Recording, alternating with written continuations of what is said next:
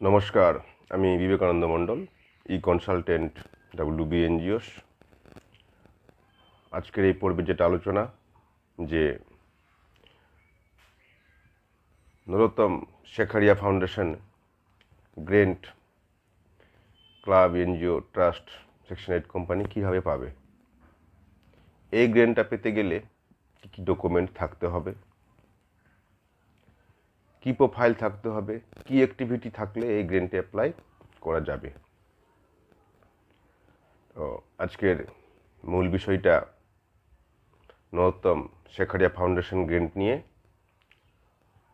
প্রথমত সমস্ত NGO club যারা পশ্চিমবাংলা হোক বা পেন ইন্ডিয়ায় হোক সবাই আবেদন করতে পারবে যদি তাদের পর্যাপ্ত পরিমাণে ডকুমেন্ট থাকে এবং অ্যাক্টিভিটি করে থাকে। তো এই নরোত্তম শেখারিয়া ফাউন্ডেশন নিয়ে প্রথমে আলোচনা করব যে নরোত্তম ফাউন্ডেশন শেখারিয়া কি। নরোত্তম ফাউন্ডেশন আমাদের যে এই যে সংস্থাটা রয়েছে নরোত্তম শেখারিয়া ফাউন্ডেশন, এর অফিস রয়েছে মুম্বাইয়ে চার্চ গেটের ওখানে এদের অফিসটা রয়েছে। এবং এই ফাউন্ডেশনটি health, education, art and culture, ইউথের উপরে কাজ করে এবং বিভিন্ন এনজিওকে এরা অনুদান দিয়ে থাকে। এবার তারা অনেক সময় বিভিন্ন এনজিওকে পার্টনার হিসাবে নিয়ে কাজ করে গোটা ভারতবর্ষব্যাপী। এই নরোত্তম শেখারিয়া ফাউন্ডেশন গ্রেন্ট পেতে গেলে তাদের যে ক্রাইটেরিয়া রয়েছে সেটা মেনে আপনাকে চলতে হবে এবং সেগুলো ডকুমেন্ট থাকলে আপনি আবেদন করতে পারবেন। প্রথমত এই নরোত্তম শেখারিয়া ফাউন্ডেশন এদের যে গ্রেন্ট ক্রাইটেরিয়া রয়েছে প্রতি বছর এরা গ্রেন্ট দেয়। এদের কোনো আমি যদি বলেন টাইম টেবিল, এদের কোনো টাইম টেবিল নেই, গোটা বছরই অ্যাপ্লাই করা যায়। তাদের স্ক্রুটনি, তাদের যে সার্ভে করে তাদের সঙ্গে ইনকোয়ারি করে তারপরে এরা প্রসেস করে। এটা কোনো CSR ফান্ড নয়, এটা সেই নরোত্তম শেখারিয়া ফাউন্ডেশন একটা এনজিও, কিন্তু বৃহৎ আকারের এনজিও যে ওরা গোটা ভারতবর্ষব্যাপী কাজ করে। সেই পরিপ্রেক্ষিতে ওরা বিভিন্ন এনজিও গ্রেন্ট দেয় তাদের যে ক্রাইটেরিয়ার মধ্যে কাজ করার জন্য। সেই সংস্থার সঙ্গে যুক্ত হতে গেলে club, NGO, trust section 8 company তারা যে সমস্ত ডকুমেন্ট ওরা ডিমান্ড করে সেটা আপনাকে ফুলফিল করতে হবে।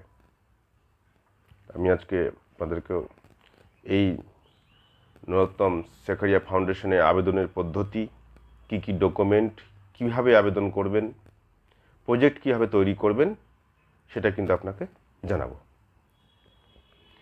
প্রথমত আপনাকে ফার্স্ট মাথায় রাখতে হবে যে আপনার এনজিও বা ক্লাব বা সেকশন 8 কোম্পানি বা ট্রাস্টের প্রোফাইলটা যেন ঠিক থাকে। এই প্রোফাইলগুলো আপনাকে রেডি করতে হবে। যেমন বলে দিই আপনাকে, প্রথমত ফার্স্ট আপনাকে রেজিস্ট্রেশন সার্টিফিকেট থাকতে হবে, দ্বিতীয় হলো প্যান কার্ড থাকতে হবে, তৃতীয় হলো 12 থাকতে হবে, ATG থাকতে হবে, FCR এটা লাগবে না, অডিট রিপোর্ট থাকতে হবে, অ্যানুয়াল রিপোর্ট থাকতে হবে, ব্যাঙ্ক অ্যাকাউন্ট থাকতে হবে, অ্যাড্রেস প্রুফ থাকতে হবে, ওয়েবসাইট থাকতে হবে। এগুলো জিনিস আপনাকে আপডেট যখনই রাখবেন তারপরে কিন্তু আপনি এটা আবেদন করতে পারবেন। তো এটা হলো ডকুমেন্টেশন। এবার আপনাকে পদ্ধতির কথা বলি। এদের সমস্ত অনলাইন প্রসেস রয়েছে। এই অনলাইন প্রসেসের মধ্যে আপনাকে মাথায় রাখতে হবে যে মোবাইল থেকেও করতে পারবেন। আমি অবশ্যই এই ভিডিও ডিসক্রিপশানে আপনি লিঙ্কটা দিয়ে দেবো, লিঙ্কে ক্লিক করলে আপনি গ্রেন্টের লিঙ্কটা পেয়ে যাবেন। সেটা কিন্তু ফুলফিল আপনাকে করতে হবে। এবার অ্যাপ্লাই করতে গেলে প্রথমে ফার্স্ট যেগুলো ক্রাইটেরিয়া আপনাকে টার্ম কন্ডিশন পড়ে নিতে হবে যে কী চাইছে, আপনি কিসের উপর কাজ করছেন, health, education, art and culture, livelihood, যেটার উপর কাজ করছেন আপনাকে সেই অ্যাক্টিভিটিগুলো কিন্তু আপনার থাকতে হবে। আপনি যদি এই অ্যাক্টিভিটি না করে থাকেন তাহলে কিন্তু অ্যাপ্লাই করা যাবে না।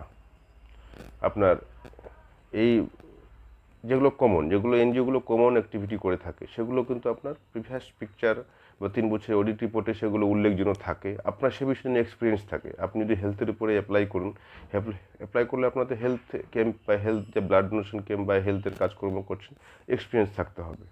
অথবা আপনি যদি কোথাও থেকে গ্রেন্ট পেয়ে থাকেন, সে কোনো কোম্পানি দিয়েছে বা কোনো গভর্নমেন্ট থেকে সামান্য, যে আপনি যদি 1 লাখ টাকাও গ্রেন্ট পেয়ে থাকেন সেটার কিন্তু তথ্য আপনাকে তাহলে কিন্তু আপনি প্রিফারেন্সটা আগে পাবেন। যে সমস্ত এনজিও হেলথের উপরে বা এডুকেশনের উপরে কোথা থেকে কিছু গ্রেন্ট পেয়ে রেখেছে, বা ওই গ্রেন্টে আমি বলছি না যে অনেক টাকা গ্রেন্ট পেয়েছেন, অল্প 50,000 টাকা পেলেও আপনি যদি অভিজ্ঞতা থাকে আপনি কিন্তু এটা অ্যাপ্লাই করতে পারবেন, মানে আপনার প্রিফারেন্স আগে থাকবে। আর নতুন যারা এনজিও আছে তারা আবেদন করতে পারবে, তাদেরটা ভালো করে ওরা স্ক্রুটিনাইজ করে তারপরে পদক্ষেপ করবে।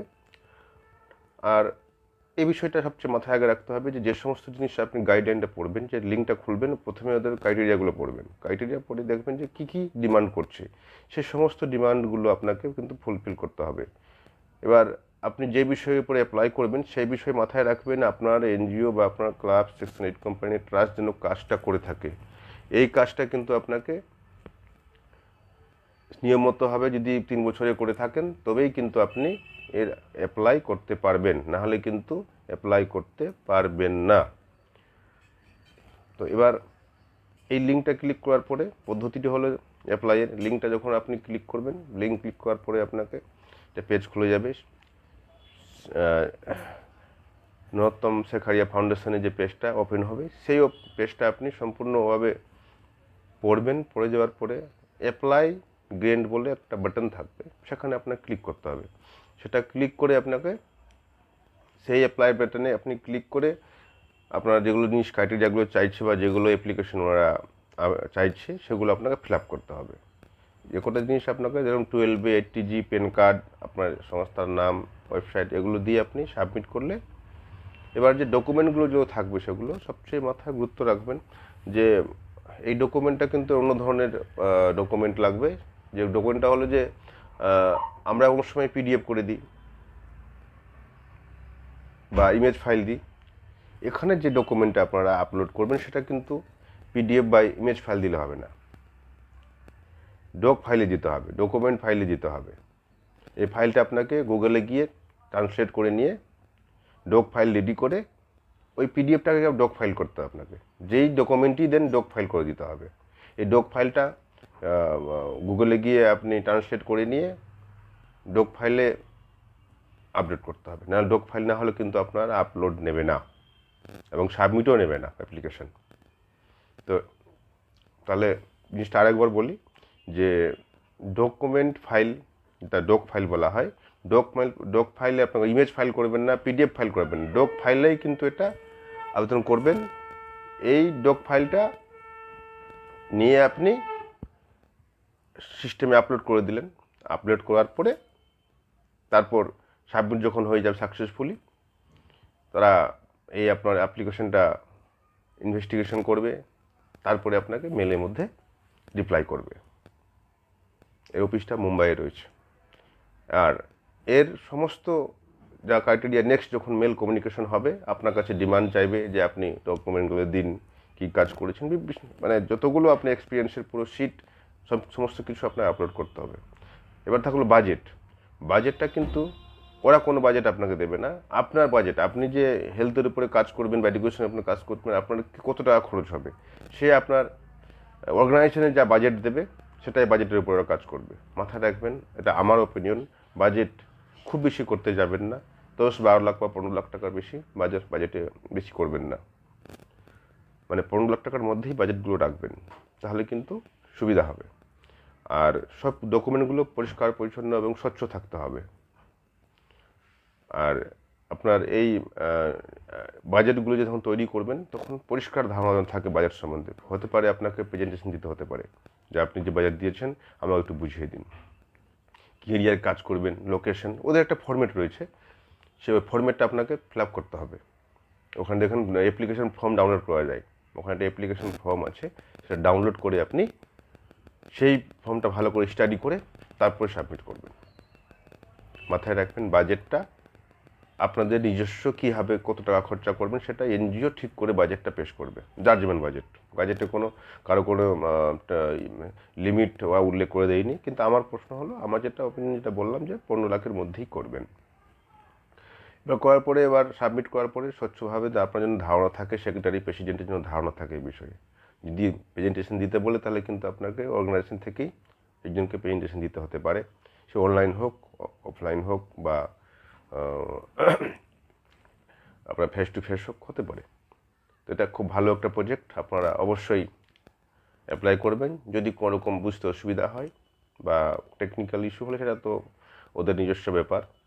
ডোকো ফাইলটা আপনি যে কোনো জায়গায় অসুবিধা হলে যে কোনো সাইবার ক্যাফে গিয়ে ওরা করে দেবে। তবে ডকুমেন্টগুলো পরিষ্কার পরিচ্ছন্নভাবে অ্যাপ্লাই করবেন। আবেদন হয়ে গেলে আপনাকে 2-3 বার প্রসেস রয়েছে, এগুলো আপনাকে নিশ্চয়ই যোগাযোগ করবে ওরা। আর এই নরোত্তম শেখারিয়া ফাউন্ডেশন খুবই ভালো একটা অর্গানাইজেশন। আপনারা প্রতিনিয়ত ওকে ফলো করবেন, এদের যে টাইমলাইন, এদের গাইডলাইন ভালো করে পড়ে তারপরে অ্যাপ্লাই করবেন। তাহলে আজকে এই পর্যন্তই। আর ভিডিওর আপনার যে অ্যাপ্লিকেশনের যে লিঙ্কটা এই অর্গানাইজেশন, আমি লিঙ্কটা ভিডিও ডিসক্রিপশনে দিয়ে দেবো, আপনারা ভালো করে পড়ে তারপরে অ্যাপ্লাই করবেন। তাহলে আজকে এই পর্যন্তই, নমস্কার।